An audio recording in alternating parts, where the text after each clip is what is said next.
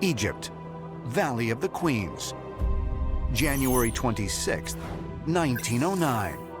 13 years before the discovery of King Tut's tomb, artist and playwright Joseph Lyndon Smith and Egyptologist Arthur Weigel perform a theater piece for Howard Carter's team. The play tells the story of a curse that was placed on the pharaoh Akhenaten by the priests of Amun, who he had defied. According to the curse, Akhenaten would not be able to travel to the other world, but would be doomed to walk the earth as a ghost.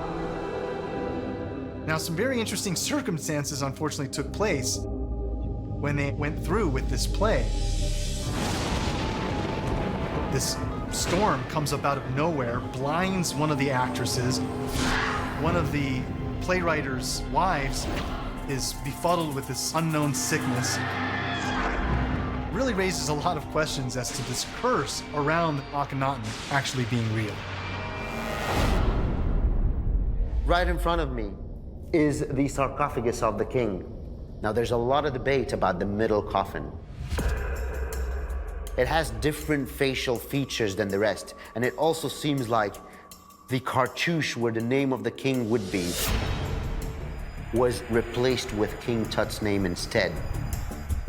Now, under further analysis, they were able to read the name on the cartouche underneath King Tut's name, and that read Ankh Khiperu Ra.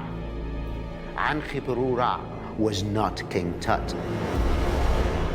Why was a sarcophagus that was made for Ankh-Khiperu used to hold the mummy of King Tut? His death at 19 was definitely a problem for the tomb makers. It ended up being a rush job. He got the smallest tomb in the valley.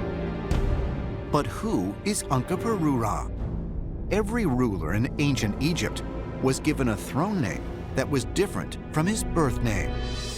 The throne name of Ankh-Khiperu is believed to have belonged to a very important and mysterious member of King Tut's family. Ankh-Khiperu could have been the throne name of Prince Thutmose, who was allegedly Akhenaten's brother and was supposed to rule before or after Akhenaten, but never got to. There are numerous theories regarding Akhenaten's mysterious brother, Thutmose.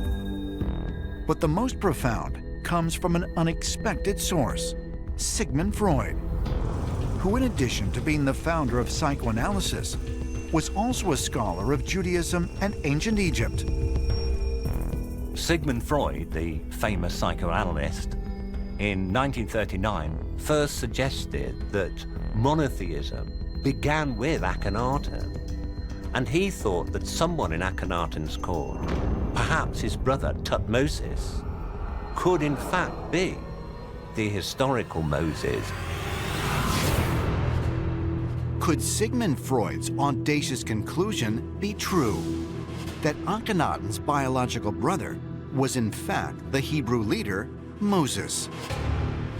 According to Freud, the events depicted in the Bible surrounding Moses' birth, exile, and most importantly his introduction of monotheism perfectly coincide with the historical record of Thutmose. The name Thutmose means son of the god Thoth. If you take away the Tut element in his name, it simply means son of. Moses means the son of.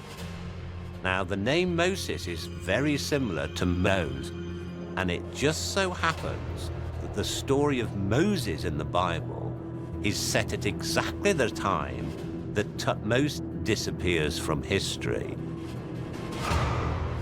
And we are told in the Bible that Moses grows up as the brother of the prince apparent to the throne.